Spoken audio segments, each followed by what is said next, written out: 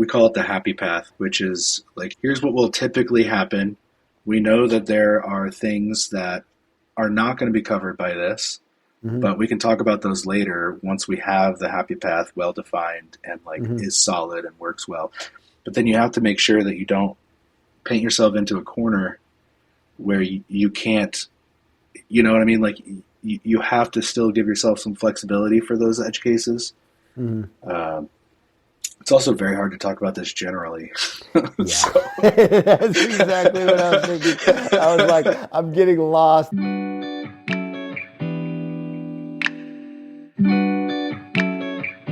This episode is brought to you by Smile.io, customer loyalty that grows your revenue. Join the thousands of Shopify Plus businesses that use Smile to increase repeat purchase rate, provide exclusive benefits for members and VIP customers, and build a more profitable business. my brain is mush. Yeah, just slammed, blasted, Just caboodled. caboodled. That's a good one. Was Black Friday nuts? It was great. It was nuts. A little bit of, like a few audibles, you get those. But we pulled through and had a record breaking day on Black Friday. Nice. Very exciting. We might try and make up some fake tattoos and send them out to everyone to commemorate the occasion. Nice. What about you? How'd it go? It's a strong commemoration move. You know, it was not bad at all. This one client that I was kind of hoping to drop, and I had told them like several times that they should find someone else. They finally moved on, which was a huge relief. That's good. And Not worth it. Yeah. And then So they I weren't had, like, around for Black Friday. That's right, that's a yeah. good move. Yeah, that was actually very relief. That was a big relief. And then I just had like one client with an urgent thing pop up. I can't remember if it was Monday or what day it was, but yeah, I took care of that. Yeah, no, it wasn't too bad. I did my kind of normal like flow of checking email a couple times a day. I wasn't like, doing anything crazy all hours of the night or anything like that. But Nice. yeah, so not too bad, not too shabby. But Nice. I did have to stay up late. Well, I didn't have to, but I needed to stay up late to watch the sales up until midnight PST on Friday, just because oh really? you got to do that. You got to watch and see what's going on. We were close, but we made it. Oh, not just watching the numbers. Yeah, Nice. it was a lot of fun. There were a bunch of people staying up watching it go down and made it past our revenue goal and then made it past another big number that we did not expect. Nice, So dude. it was awesome. That's cool. Do companies give out like bonuses for that type of stuff or not? I guess it just depends. We do it during the review cycle the following year. We kind of like we look at how all the Yeah. numbers numbered out for the whole year and then Right. do it that way. That makes sense. But yeah, I'm working on figuring out what we're going to do just because like we got to do something, send out to people like maybe some sort of plaque or something cool. It's etched or Tattoos. something like that. Yeah, tattoos. That'll be something people can remember for the rest of their lives. Nice. Our The DC team is still working through fulfilling everything. We're almost yeah. caught up already, but our DC team is so fast. Got those monogrammers monogramming. Yeah. When you say DC team, is that Distribution center. Sorry for my got you. acronym. This guy, always with the acronyms. Nice. Oh, I was worried about them yesterday. We had that, I don't know if you saw, but San Francisco had a tsunami warning yesterday. Are you serious? Yeah, there was an earthquake out in the ocean pretty close to the Holy coast. shit. And so I was like on Twitter trying to get some real-time information. Like, do we need to Oh, wow. evacuate our distribution center? What is happening? Dude, that's Nothing crazy. happened though. Man. One of these days, though. One of these days, the series is going to hit. they'll be glad that somebody was checking Twitter That's right. at a time, keeping an ear to the ground. That's why I do it. That's why I'm on Twitter all day. For the tsunamis, man. That's Some right. people are there for the Shopify tweets, the drama. I'm I'm checking for tsunamis, man. That's right. I'm built different. We don't need a disaster team. It's Dave over there watching for disasters. Dude. I had a friend who like that was his job, disaster planning, like Oh for wow. Jira, and he like had Oh to wow. watch hurricanes and stuff over like all around the world. It's pretty interesting listening to him talk about that job. There's people who just do Wow, that's that. crazy. That's crazy. And like, why for Jira? Like, why specifically do I they guess because use they Jira? have offices everywhere, and so they gotta. And there's enough people that like someone's got to be the one to sound the alarm. Oh, okay. Yeah. I mean, I would understand how maybe like Google has somebody like that, but I guess I guess Jira's Jira's not probably. a company, but it's Atlassian. But you know, everyone Yeah. I hates mean, Jira, so yeah. No, I mean, I guess they're big enough that would matter. I mean, I'm surprised. Like, I know, me too. they have a Like disaster that's expert. making spreadsheets about tornadoes. Yeah, be funny if the gadget team had a disaster specialist. Maybe they need one. How'd you like the Black Friday deal? All the visualizations. Oh, that was cool. I had my kids playing with it. Yeah, Tried to. I was like getting them to try and find the self-destruct button. Did you find that? I did not. Oh, you didn't There's explore this. enough. I really didn't, to be honest. Like I saw it and I went. First of all, the day before I was looking at it, and this one guy tweeted and he's like, "I found out how to see it, but don't worry, I won't tell anybody." Like he figured out a way to see it ahead of time, I guess. And so then I was like, dude, what the heck, man? Anyway, and then the next day I saw it and I was like, this is amazing. This is crazy good. And then I was like, I clicked 3 buttons and I was like, all right, I'm out.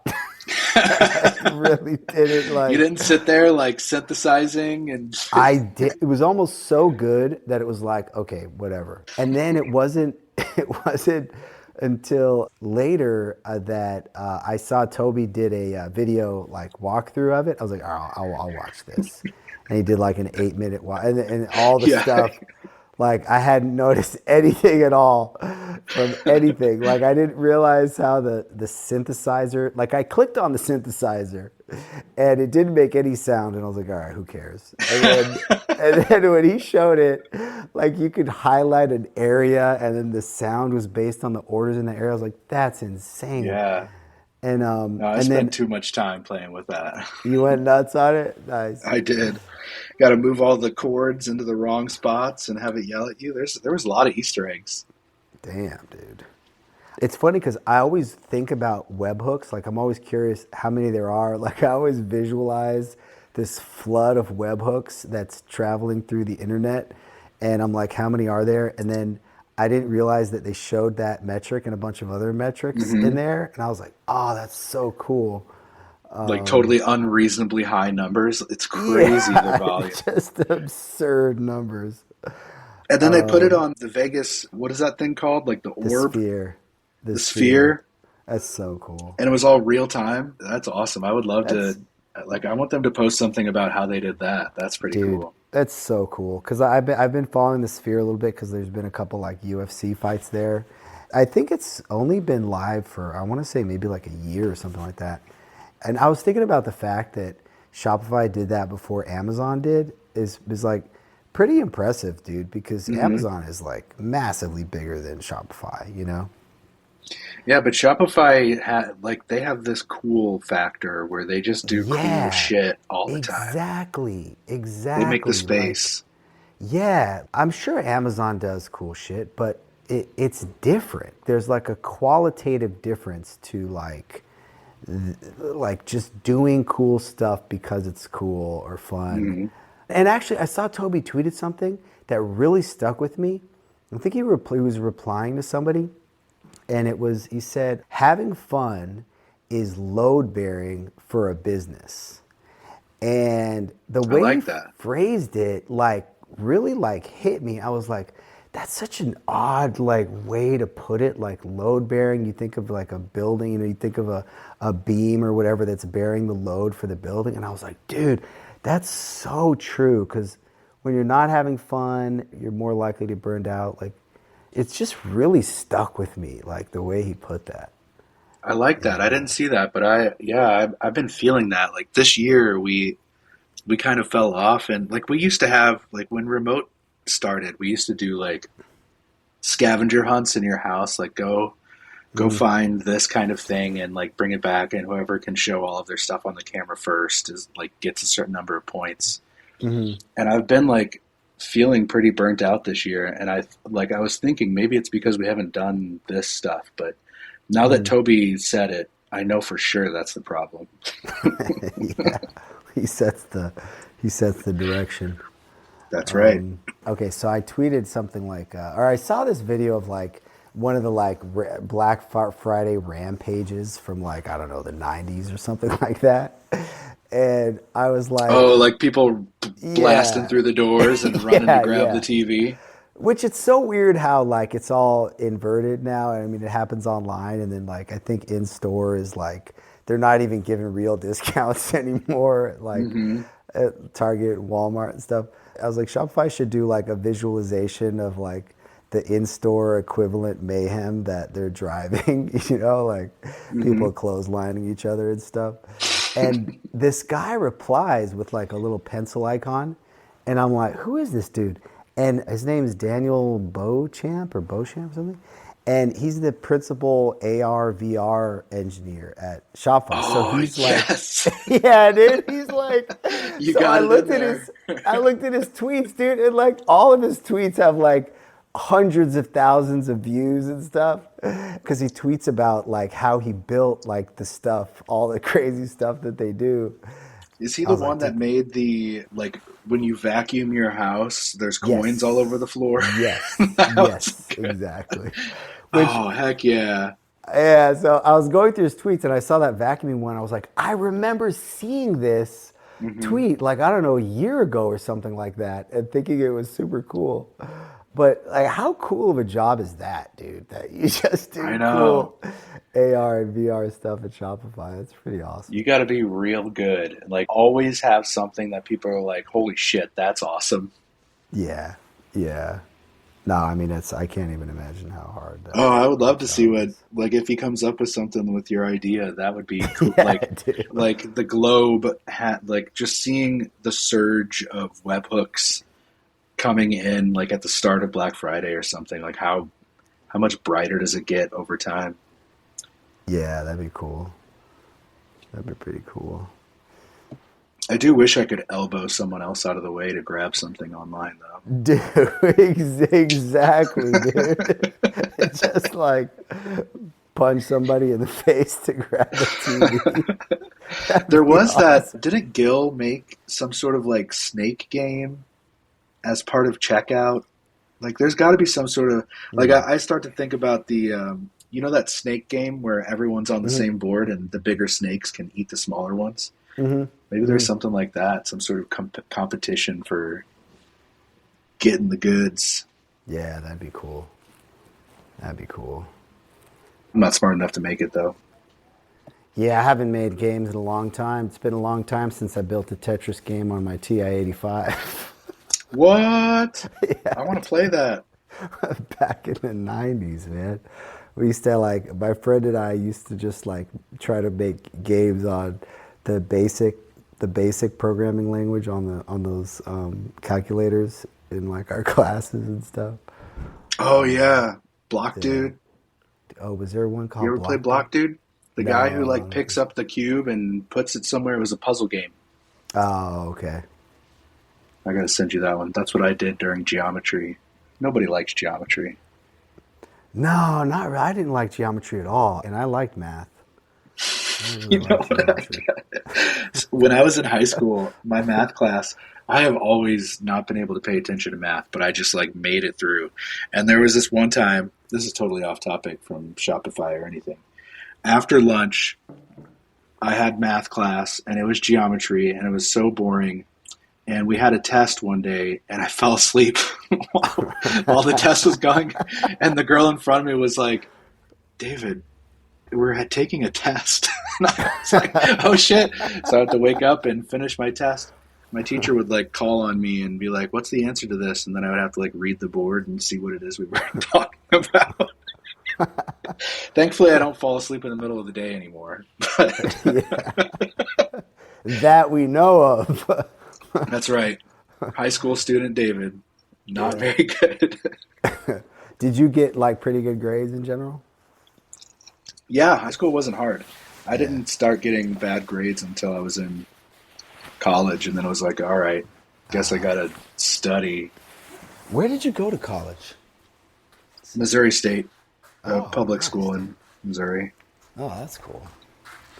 I went to this small school in LA. It was like 1,500 people. But yeah, this is turning into an interview. Good times. What's your greatest strength?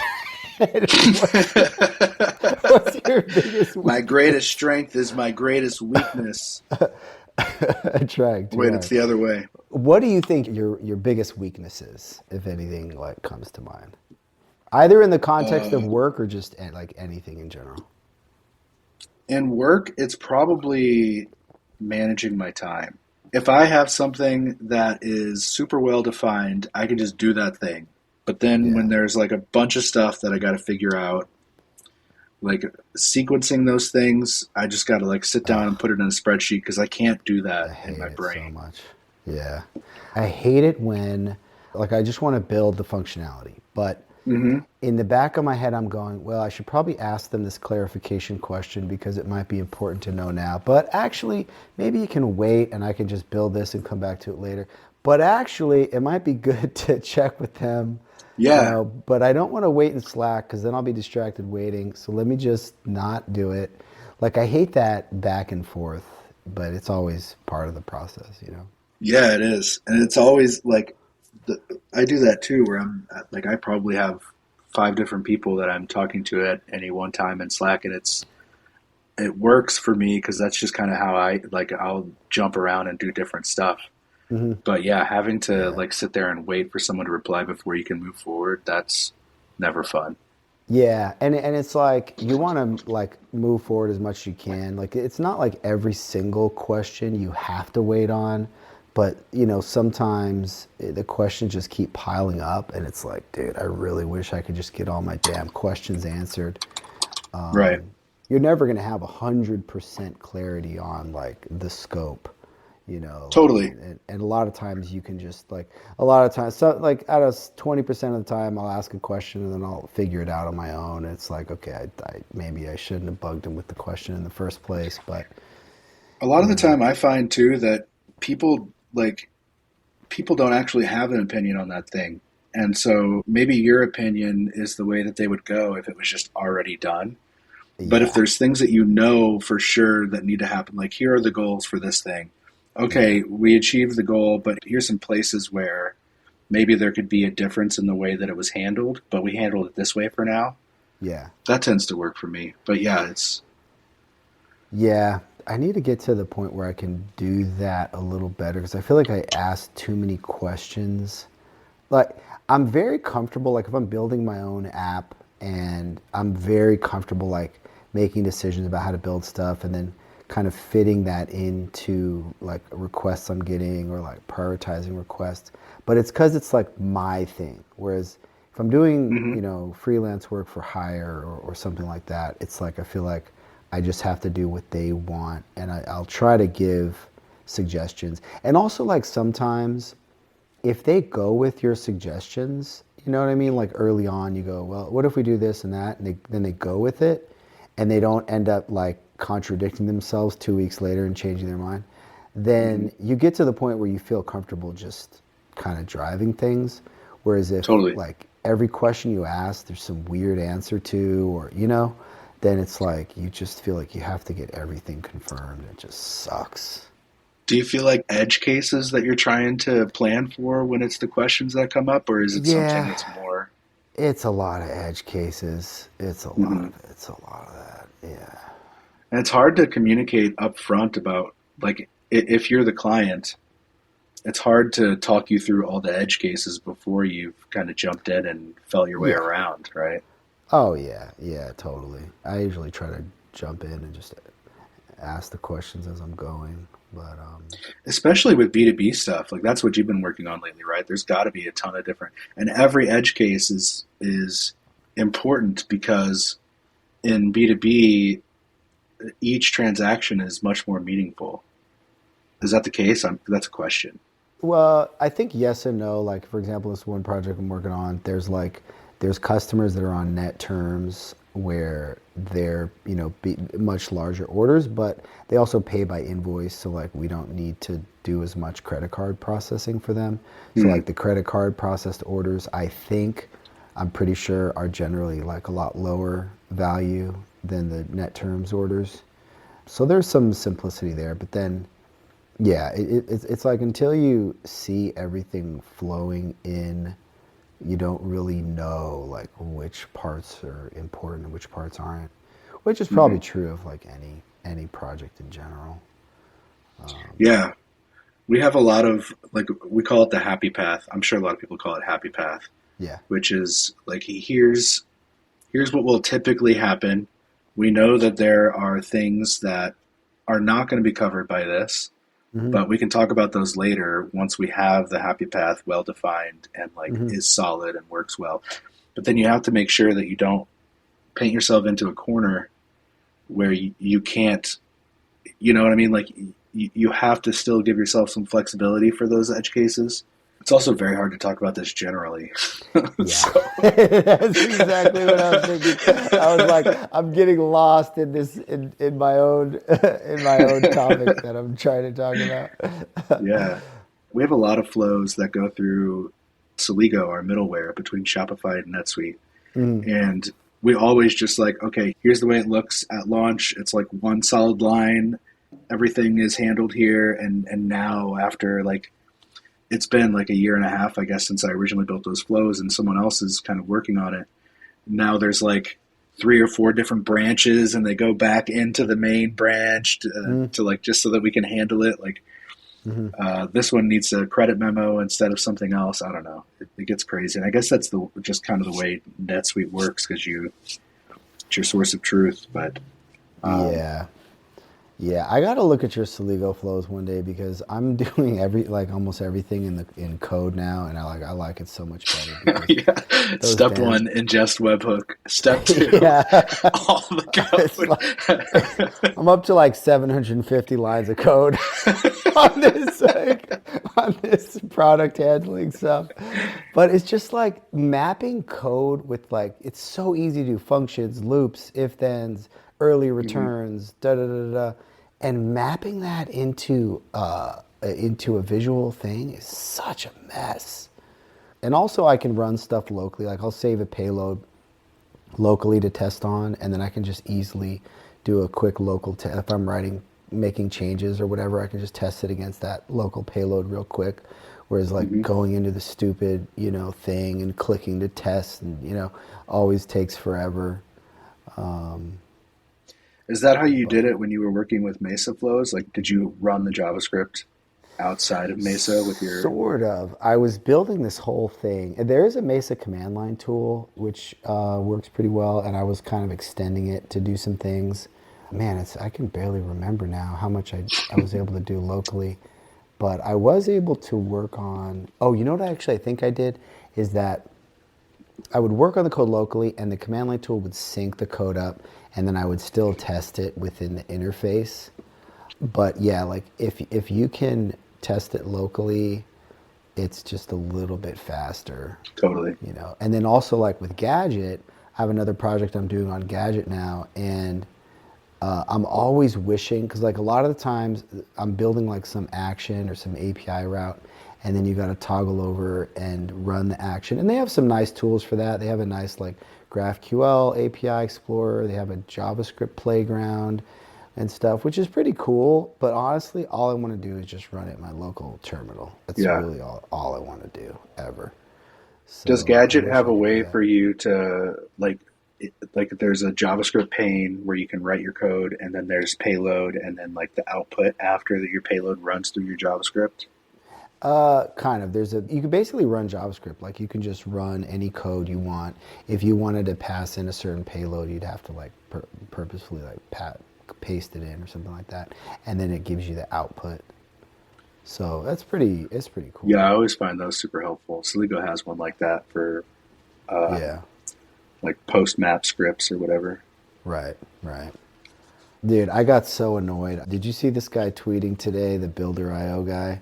He was tweeting about Shopify is the most developer hostile company What? ever. Yeah, cause like I got so annoyed because he basically he tweeted that and I'm like, okay, what's going on? Because I'm used to seeing people rant about some annoying thing that Shopify did for turn an app developer, but it was like Yeah. basically he got an email about like they have an image on their listing that they were told to take down or something like that.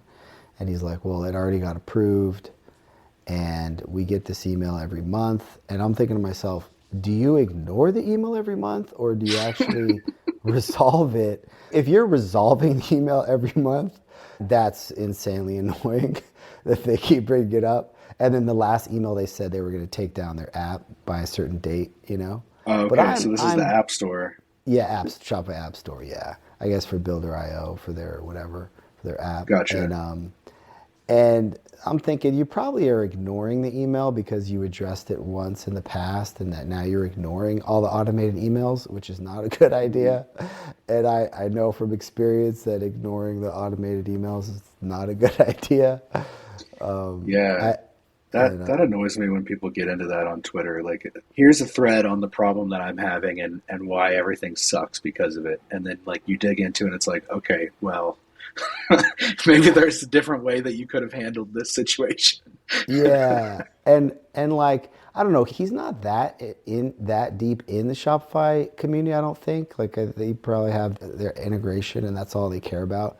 Whereas like you see people who build apps day in and day out, and they have some gnarly shit happen to them. Like somebody copycats their whole app and like puts it out there for free, and it completely destroys their app that they've been building for a Dang. year. Like that's the kind of thing that really sucks. Or Does like, Shopify do stuff about that? I don't think so. This one guy, I think his name's or guy or girl named Axel, has been posting about that, and it's like brutal. Somebody's like completely copied his app. Just completely copied it. Rude. And yeah, and then like I tweeted it out a couple times, but I guess they haven't done anything. But so that kind of thing's brutal. Or like that time where everybody got their built for Shopify status like got disappeared Oh over the yeah, weekend. Like that. Those are the types of things that make sense to rant about. But this guy like totally. saying Shopify is the most developer hostile company is such a I fucking know. stupid thing to say because like developers, and when you're working with Shopify day to day, you're gonna have things to rant about, of course, Hmm. but like they love developers love Shopify, generally speaking, and yeah, there's lots of annoying shit along the way. But I was like, man, this guy's a fucking dumbass. Yeah, So I feel like I'm in a very insulated place with my developerness because I don't have to deal with any of the App Store shenanigans. And for me, it's just like, what do I need to do? Go look at the docs. They're well defined, and yeah, now I know enough to do stuff. Boom. yeah. I will say that I think it's definitely, and I'm in the same similar position where I'm not like an app. And if you are an app, it's a little tougher because Hmm. you've got stuff, you get a notice about something, you got to deal with it, or somebody copies your app, that sucks. Like I think there's a lot more pain in that life. There's Hmm. also a lot of glory in that life, if you start, Totally.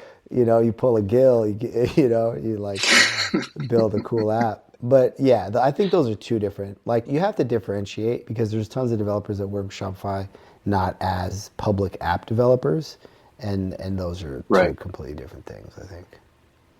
I agree. But I think there's some new update to the partner program that I saw some people posting about, but I don't know what it is. Something about different tiers or something like that. I don't know if it's just about money, which I really don't care about because I don't get any, I don't get any commissions in the first place. I But did see something about like they had for theme developers, they took away the first million in sales is oh free, yeah, like no yeah, Shopify rev share. That's a big change. yeah. That's a big change. That is a big change. I wonder But why. Wonder what happened. but yeah, I kind of wonder why too. But I mean, that's kind of crazy in the first place that they give the first million free. Yeah, that was a big And deal when that came out. yeah, like I don't even remember seeing it when it came out. I just after the fact at some point saw it. And I was like, what? That's Hmm. crazy because I feel like it was like 30% at one point.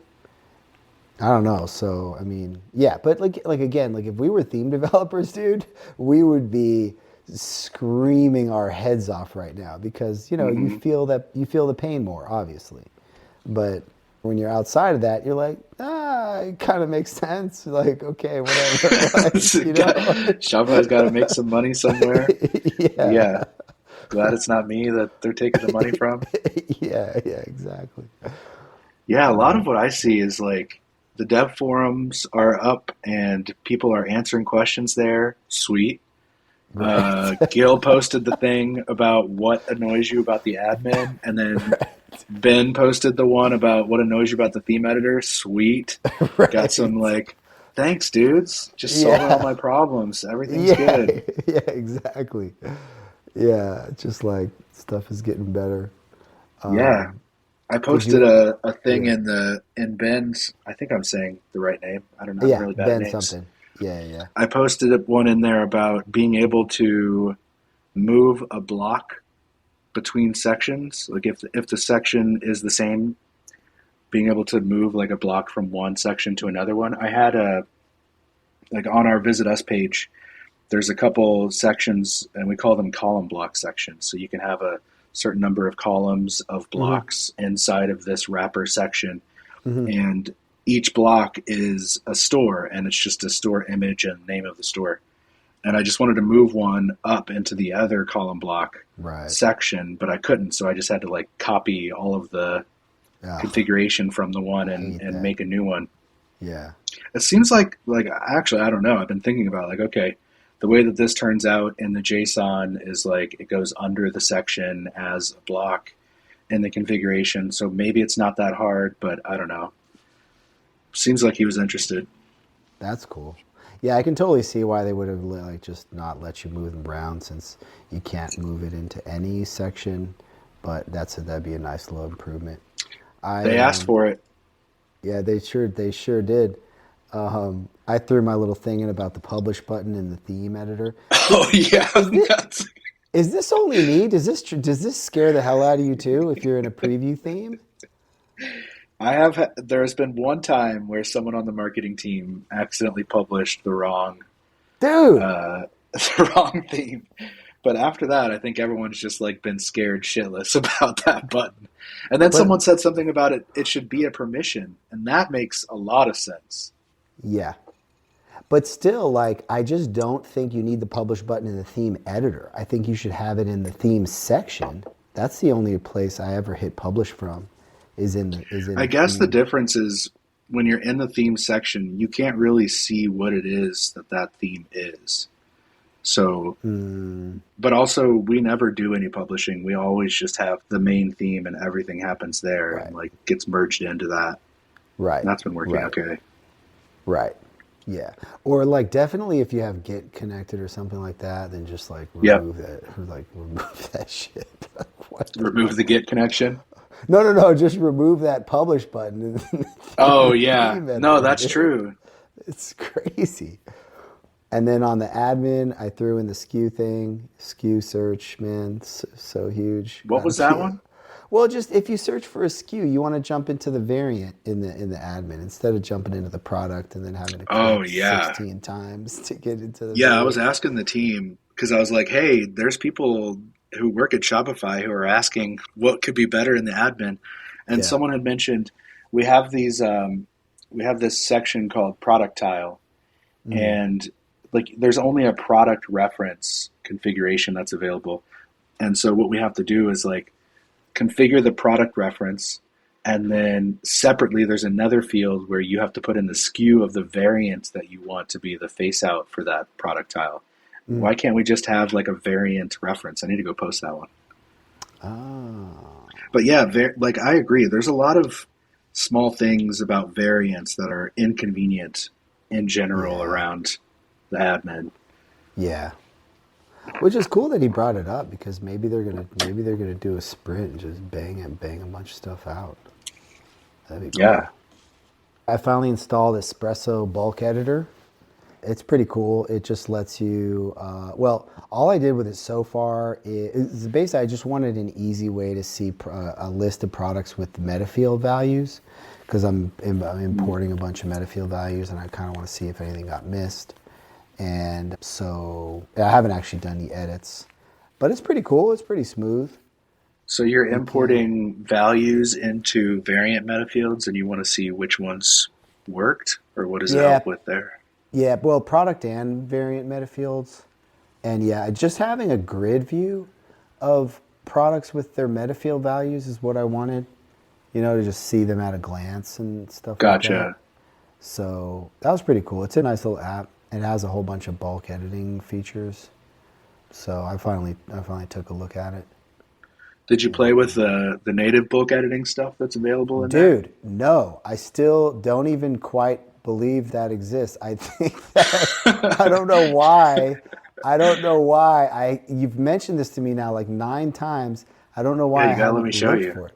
Does it pull up? Does it do that? Does it show you metafield values? Yeah, yeah, you Jeez, can dude. even variant metafields. So if you're in a product view and you've got your like 10 variants there, you click the checkbox kind of at the top, so that selects all the variants, and then there's a bulk edit button, and then in the top right there's a like a column button, and you click that, and you can go through and set like check which values you want to show up in your sheet like bulk edit view.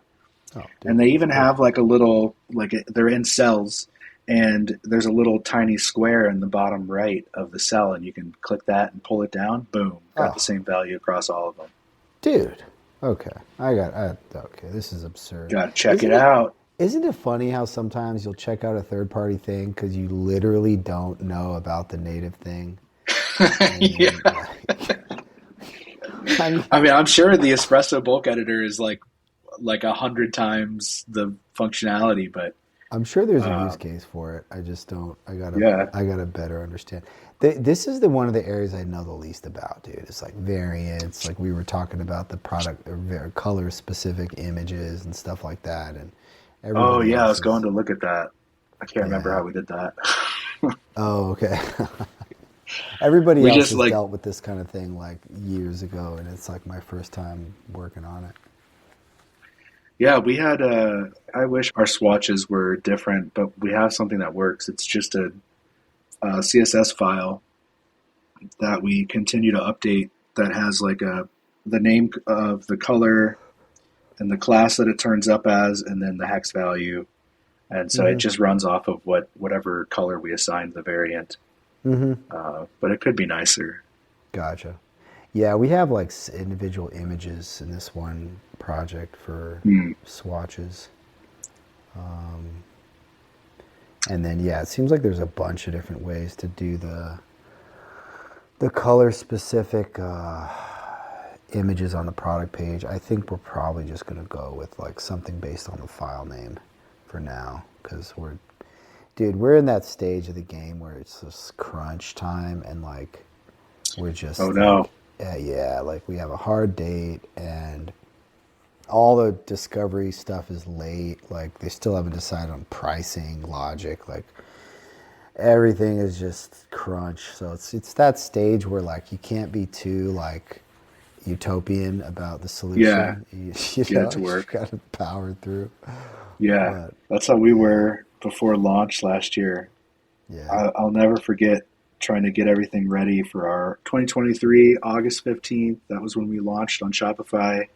It was like a week or 2 weeks behind, which isn't too bad, but those last 2 weeks were a lot. Yeah. Let's just like redo everything about how we thought content was going to work and invent new stuff for injecting things into collections. It was Yeah. afterward, it's fun to like look back on, but Yeah. that mode is very draining. Yeah, and then it always surprises like how long-lived those decisions are and like how hard it Oh is to yeah, like untangle those things in the yeah. future. This is a temporary. This is. It'll be fine. And then you're like, okay, well, if we change it, now we got to backfill all this data. We got to blah, blah, blah, blah, blah, blah. Yeah, Like, hindsight. But it's fun yeah, though. I mean, it's like before when we were writing software, it was like, okay, we got to make all this stuff, and then it's going to be that way forever. And I feel like in the Shopify world, there's a like it all just turns out to be JSON when you're doing the front end stuff, and so you could write some upgrade scripts or like figure out a way to apply that change to all the existing JSON that's out there. hmm, It's not too bad. Like I remember having to write migration scripts for Magento and like dealing with schema and stuff like that. And at least we're not dealing with schema changes or anything. that's true. Um, That's true. so it Yeah, I feels think like it's faster. yeah, yeah. I think, man, Liquid just like all the constraints and stuff just really help in the long run. Totally. Like they really make things a I lot do more want to loop sane. more than 50 times, but you know what? I get it, Toby. Yeah. Everyone's got their own workaround for looping more than 50 times. Yeah, I haven't really dealt with that yet. What's your workaround for that currently?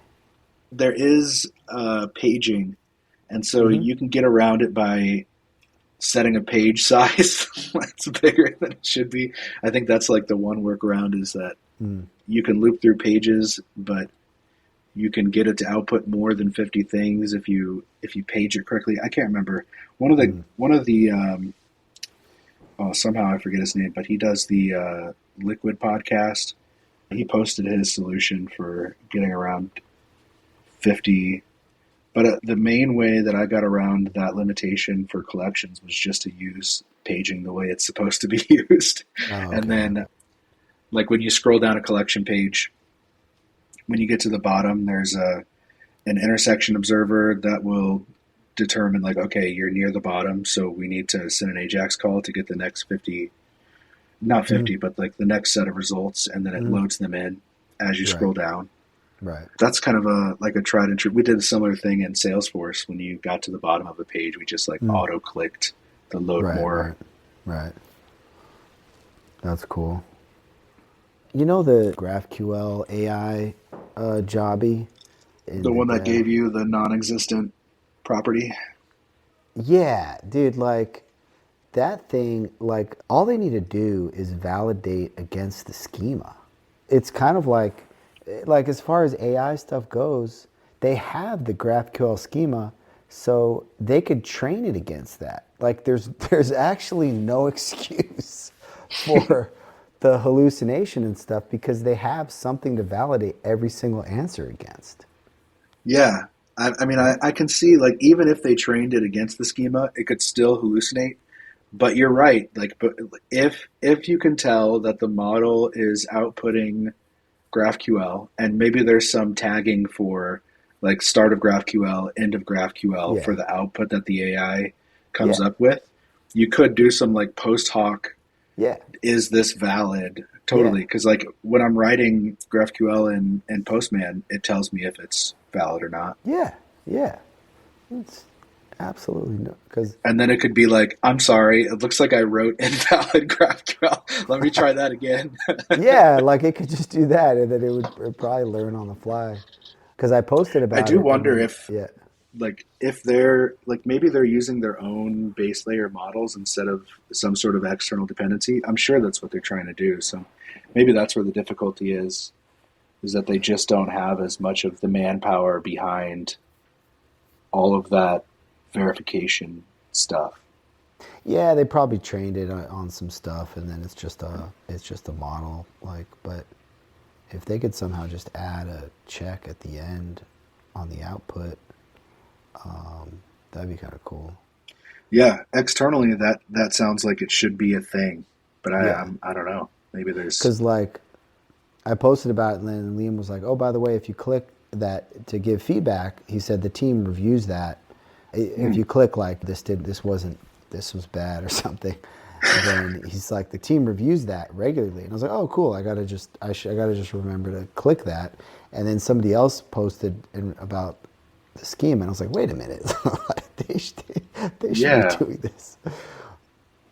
But you're right. yeah, it's weird. There's a lot of hype around AI, and it's fun to like talk to the CEO about things that she heard about and be like, there's companies that come up and they're like, we can analyze all of your data and come up with reports and it's all based on AI. And then I go Yeah, onto their website and look at this stuff and it's like the way that it starts out is we have to have a month long discovery. And I'm like, wait a second. That's not like, that's just the way that things have always been. What do you mean? No, right. your AI should discover everything for me and just make it all happen magically. That's the way it's marketed. Dude, So there's this weird zone. yeah, you must get hammered nonstop by these AI characters. Oh, all the Like, time. There's like yeah, all this, like it solves everything, but it's just like really what they're doing is trying to tell everyone that AI is part of their product, but not tell you how much of the product it actually is yeah, yeah, integrated into. It's just we use it. And I'm like, okay, we've got a ChatGPT account, and people go ask ChatGPT questions, so we're AI, I guess. yeah, yeah. Dude, did you see there's a $200 a month plan now on Hmm. ChatGPT? And I saw somebody posted like it like I ain't paying for that. recreated. Yeah, I know it's crazy, but it like recreated the Coinbase interface. Like somebody like passed it a screenshot, and it generated all the code to build like the Coinbase interface or something like that. By the way, how about that BTC? How about it? I mean, not that I have any or anything, but Not that you have any, but it's a pretty cool little milestone, dude. that's cool. Yeah, that is one of the things that I got the tidbit. Did you ever see the tidbit, like the little pixel display thing Oh that yeah, Shopify had on there? I yeah, got one yeah, of yeah. those. I actually got two Oh, of them, and nice. one of them's in the office in San Francisco displaying our revenue numbers. Someone told me Oh, it's nice. broken, so I got to figure that out. But I have it over on my desk, and it always shows our like revenue daily, weekly, monthly, and then one of them is like the Bitcoin price, and it's fun Oh, to just see nice. what's going on there. Nice. It's such a crazy milestone. I saw this post, this guy that saw the $100 milestone and had it recorded himself, talking about the $100 milestone. And then fast forward, it's crazy, man. It's like, And then he recreated it for 100K. I think I saw yeah, that. it's historic, dude. Like, it's really gonna, like, to me, the craziest thing, it's really gonna happen. Like, it's really going to, I mean, it is happening. yeah. That's a thing that just happened. But yeah, we'll see. But I think it's gonna Um, go all the way, like to becoming the world reserve currency, like all that shit. Like, how could it not at this point? Like, it'll be it's just, interesting. Like if that happens, then a lot of other things also have to happen, including like the dollar no longer being the world currency. And so yeah, that would be good. that's a problem. So That's an issue. I don't know how I feel about it, to be honest. Yeah, it's actually scary when you think it through. Yeah, It's kind of terrifying when you think it through, but it's but it's so just like, interesting now this is a Bitcoin podcast, like the way that people are figuring out ways to use energy that is not easily accessible and there's a geyser or something, or Yeah. some heat source somewhere in a Right. remote location. Right. You Right. can't transfer that power, but you could use it to mine Bitcoin, and then now you've got a representation of that power that you can do Yeah. something with.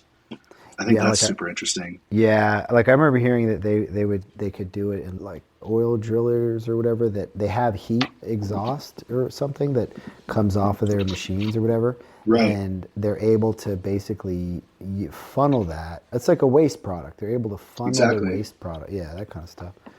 Anyways, back to the back to the AI stuff, dude. I had a Cursor give me some code that I still don't fully understand how it works, but it's But it working. works. Yeah, so like I I'm having to sync in data from a MySQL database. So normally the way I do it is I say, give me 100 records that are greater than this last modified date. And then at the end of that, I'll take the biggest last modified date, I'll use that for the next batch. And that's how I do the batches.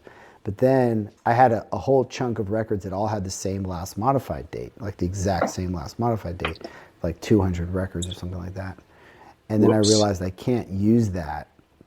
So then I asked it how to do it, and it basically it combined the last modified date and the ID, Yeah. querying on both, like either last modified date is greater or last modified date is the same and the ID is greater, and then sort on last modified date and then sort on ID. And I was like, okay, it kind of makes sense, but I was like, do you need to reset the ID or something like that? Like I still haven't fully grokked it. I get it Why at a would you need to high, reset the ID? well, because like what if the next batch in the last modifieds, the IDs are in a different order. Like it, the IDs are different than the previous batch. Like That's what if okay, you're, because it's a new search with yeah, ideally a new chunk of last modified dates. yeah, it's a new chunk of last modified dates, but what if the ID from the last batch is like different than the ID for the next, like not, doesn't carry over to the ID correctly to the IDs for the next batch. It doesn't matter because then you would be running into a different constraint on the last modified dates. Like I think the that's it. Yeah, yeah, yeah, yeah. I basically I just need it. Like if I sat down for 20 minutes and thought through yeah, it, you know no, what I I've mean? totally done that too. Like, Yeah, does that work? Yes, the output is right. Okay, I need to move on. yeah, yeah, yeah. So, but it's like it's concerning to me that because normally any code that I write, I understand it. This one, I sort of understand it, like only about 80%. But Yeah. I'm like almost certain it's fine, you know, and I'll just run the import and see if it misses anything. But it's like it's weird, dude. It's a little creepy. Now you're just gonna have that code there for the next like 20 years and never go back to it Yeah, and understand it, exactly. but it works. Exactly, dude. I've done that before. I wrote some scripts for our Black Friday stuff where we have to like there's weirdness around the compare at prices in Shopify. Like if a particular variant is no longer in stock or it's like Mhm. hidden, we'll set it as like hidden. It's still Wait, part of the calculation. wait, we talked about this before, but what do you mean set it as hidden? How do you set a variant as hidden? It's a meta field that is Oh, like metafield. this. Okay, gotcha. Yeah, we're all meta fields all the way, baby. So Yeah, yeah, yeah. it's a hidden variant. So like it doesn't show up on the PDP, Right. but it's part of the product, and so it is considered part of the pricing calculation. Like in Liquid, there's this min max. Right. Yep. Yep. Yep. So we have to like we get a list of SKUs that are a certain price, and then like let's say the SKU list is like all colors that are active. So for the entire product, it is a certain different price. Like it's usually $100 now; it's $80. So on the PLP, it should show 80 with 100 struck through. Mm, But if you don't also set that price on the hidden variants, it will think that there's a range of mm-hmm. prices. Mm-hmm. And so we have to do this like scripting where we find all the variants that are hidden and also set the sale price on those. Mm, Uh, right. Right. but Right. I wrote scripts for this, and it was like a chat GPT, like day before the sale. I Oh, need scripts nice. for this apparently. And so this year, one of the devs on the team. I was like, "Can you handle the prices this year? Because I got to do other stuff." And he's like, "How does this work?" I was like, "I don't know. ChatGPT did it for me.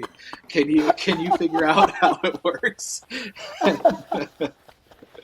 That's crazy. That's so funny. And so because I ran into this, and you don't want to delete the variants, right? Because they might. Yeah, don't want to delete them. They could come back. Yeah, and sometimes they do. Sometimes we get more stock of that color, and so we want to put it back on. And if we deleted it, then there would be all this other stuff that we'd have to refill in. So we just kind of leave them there sometimes. And Um, why not just have them as out of stock? it is out of stock, Well, it is but out of if stock. it's like for us on our PDP, if it's out of stock for that color, the add to bag button will change to notify me, like sign up for waitlist. Right. That's the why. Yeah, So that's why. yeah, Yeah. we have this big sheet that is like there's 5 different fields that change the visibility of a product, and based on the product team's determination of what phase of life this product is in, like you need Yeah. these different things set. It gets wild. Yeah. Trying to work on Yeah. that. No, they do need that disabled field, and I think they need a native disabled field in the variant because I think a lot of we ran into that one. I think a lot of people have that same situation. Yeah, it would be nice because otherwise we have the meta field check in a few different places in the theme to make sure Yeah. Yeah. That makes it's sense. not too messy, Yeah. but it is messy. Yeah. By the way, I There's did always check, mess. and the variant meta fields are not indexable. Only the product meta fields. Damn, I need Yeah. that. We need it. I think we figured out a different way to do it. I'm really excited. I've been getting the team to do more stuff in Flow, Oh, nice. and they've all been figuring out different workarounds for all that kind of stuff. Now Nice. we've got like tags that we set on the product, and then another tag that we set when it's been processed to be unpublished. And it's great. Nice. I love that everyone's picking it up, and they're like none of them are developers, and so they're. I mean, I'm sure there's some danger there, but we have Yeah. testing in place, so it's pretty Yeah. cool watching people not write code but have these flows that do API interactions that aren't possible in the admin. Yeah. That is cool, man. And I think over the next, like, if you imagine 10 years forward, like, it's going to get, like, people are going to be able to do more and more. It's funny, I had this client, they were like, hey, I set up this flow to tag, like, expedited orders, and they're like, it's not working on the imported orders, because I built this integration to import orders from this other system for them. It's Mm-hmm. not working on the import orders. So I go in and I check. There's like 3 flows they created. Like one of them tags based off of the shipping method, and that one's working because it's just native orders just have a shipping method that Mm-hmm. has expedite in it. But then these imported orders, they have a product called expedited shipping, and then one of the flows like wasn't even set up, like it like it was set up right, but then the last step to tag the order just had a blank tag in that Oh, step. I know what that problem is. And then they had another flow that was like doing kind of the same thing, but it was also like not set up right because like the condition wasn't set up. So I was like, okay. You know So what that tag, like the empty tag thing, we've had that happen before too, and it's because in the field you'll type in the tag, and then unless you hit enter, it doesn't save it oh, as part of the tags that it should apply. that's I've totally done that before. Now that you mention it. That's funny because I was thinking to myself, dude, they didn't even set this up right. Yeah, Why are what they an idiot. telling me? Yeah, you're totally right. I've totally done that before. Everyone's like, I swear I typed something in there. Yeah, yeah. No, I've done that several times. That's actually super confusing. We got to get Paul on that, dude. Paul, Yeah. fix it. Paul, where's your Twitter thread? Small things about flow. Yeah, why didn't Paul? Yeah, what's up with that, Paul? Why didn't Calling you you out, post it? Paul. Yeah. Why didn't you post a thread, dude? He's too We'd have busy answering questions in the in the in the new forums, dude. dev forums. Dude, I haven't been on the regular forums in a while, like a month or two. I used to be in there every single day, and Paul was in there quite a bit. The flow Oh, teams, was he? I still yeah, find he's myself in there when I'm searching stuff sometimes, but I do love oh the so new much better, forums. so much better. I love them. Yeah, I've gotten a couple good recent answers in there. Yeah, me too. Yeah, no, there's just so much. It's kind of crazy it took them this long to stand up like a proper forum, if you think about it. Well, Like, it's confusing because they're like, there's the old forum, now there's this new forum. yeah, What, like, why didn't we just like, what happened with the old forum? yeah. Well, I think the old forum is like more merchant facing, and the new forum Yeah, is this one's the more partners, partner. which I think that's a good strategy to kind of roll it out because changing the entire forums all at once, like they have such a massive user base for, merchant user base. It's probably like less Yeah, technical on average. totally. I'm sure the questions that they're getting in the dev forums are a bit higher quality than the Yeah. like. I'm sure the old forums were like read the documentation, but Oh, yeah.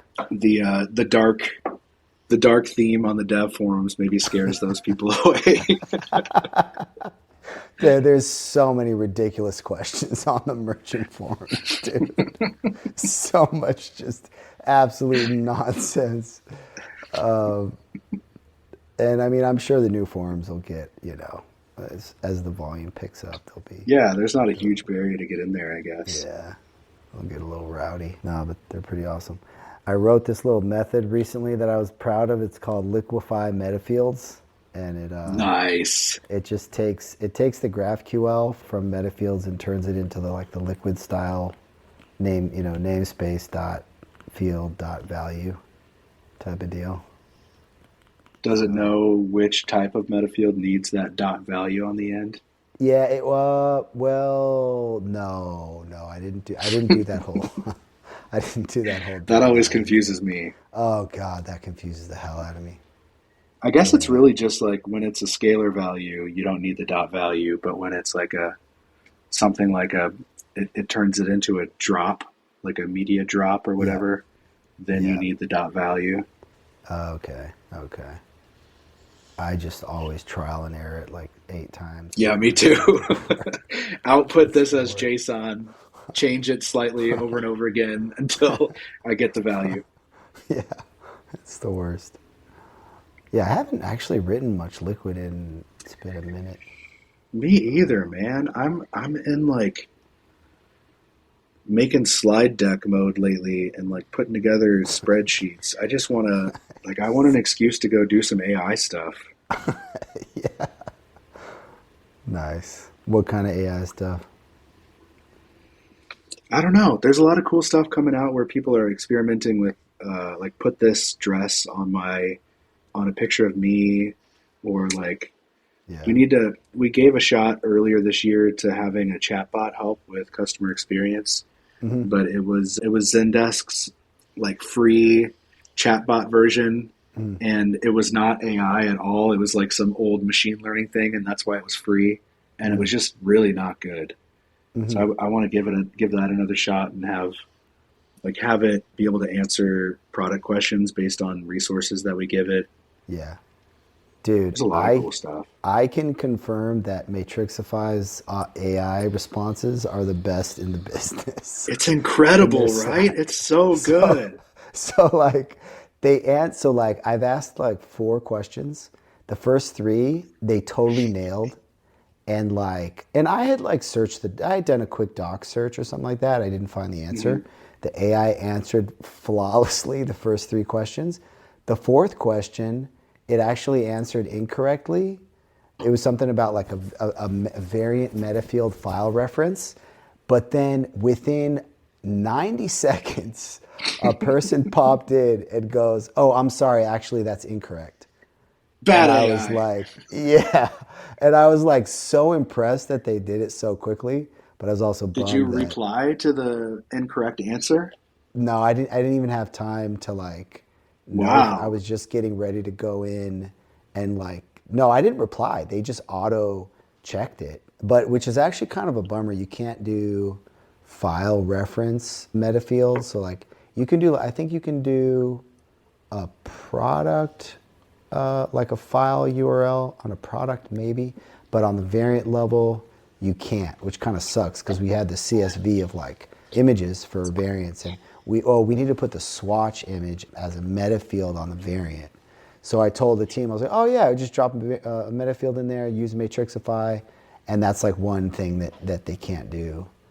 Was the limitation that you were trying to give it a URL Yeah, or yeah, try to give it okay? a URL. Because I know you can export it, but when it exports, it gives you the GIDs, which is just not Yeah, helpful. yeah, I would love if they could just add another step in there, and that's one of the things that I'm dealing with right now. Is like we use Feedonomics, and they're yeah, trying to get the media galleries from the variants, and when it exports, it's just the GID references. But it'd be much better if it was like an actual CDN URL, like they do yeah. for anytime it's a product reference, they change it to the product handle, right? Oh, okay. So they have some way to do that. Yeah, and it's not that hard. I was doing this. You just on the meta field in the GraphQL, you just do you just put the reference object underneath it, and then you put dot dot dot on image, or dot dot dot on meta object, and then you put in the value or the U or the Oh, URL. okay. Yeah, and then you just boom. It's just like you don't need to do a separate query or anything. So GraphQL, man. Everyone yeah, was shitting on it, but I feel like it's coming around. especially Just with learn it. Yeah, especially with meta fields and stuff like that. Like you Hmm. start to really see the value there because grabbing stuff by reference and stuff like that. Yeah, once you realize that it's kind of like a class, like you have objects that reference each other, and as long as you put them in the query the right way, it's Yeah, super powerful. yeah, yeah. I mean, definitely like when I first had to look at it, it was a pretty significant learning curve. But Yeah. I still need a better autocomplete in like my code because I'm constantly going over to the GraphQL app. Like anytime I need to add a field, like I needed to add, inventory item under my variant query. So instead of just adding it directly in my code with some autocomplete, I Mm. go into the thing and type it in to make sure I, type everything right, and then paste it back over. Yeah, I usually always start those with Postman or something. I Yeah. tried GraphQL, and I just don't get like the when you click things, certain things happen, and I just don't jive with it. I don't know why. You mean the Shopify Graph Yeah, IQ? the GraphQL Oh, okay. app, Yeah. and then sometimes there's permission issues, so I don't Oh, trust it. dude. I just The use the. yeah, the permissions issues are a nightmare. My thing with Postman, it doesn't seem to always autocomplete for me. Oh yeah, it doesn't really autocomplete all the time, but it does at least tell you if like no, that's not a thing. You can't do that. Okay. Like it give you the But little red squigglies. Maybe it's something you right. have to set up in the But settings sometimes it somewhere. autocompletes, right? I think I don't remember. sometimes. I don't know, dude. It's madness. It's But I'm sure madness. there's a way to do it in code. I'm sure that I know there's like Apollo GraphQL VS Code plugin. And then I think if you just point it to the schema, I got to figure that out at some point. That's something that the Panoply guy will figure out now that he likes GraphQL. We'll see Does he how is cool he that is. finally into GraphQL? I saw something the other day where he was like surprised that something worked, and so maybe he'll get on the train. Dude, he's a wild boy, man. He's a crazy guy, dude. He's got one of those brains. It's a good brain. It's an interesting brain. It's a fascinating brain. He recently like had a computer die.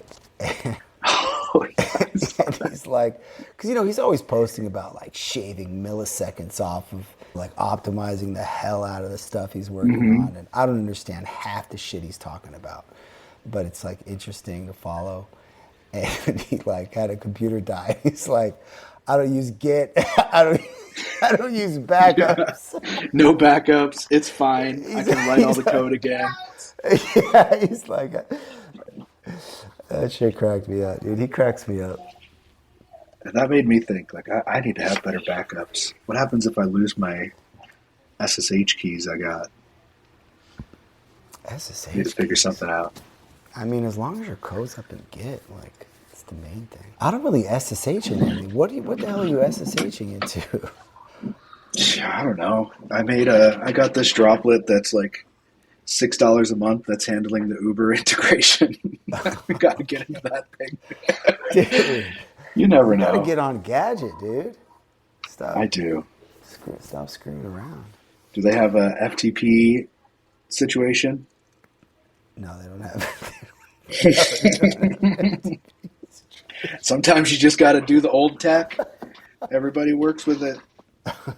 like for passing files around, or for like the getting into the Yeah, source.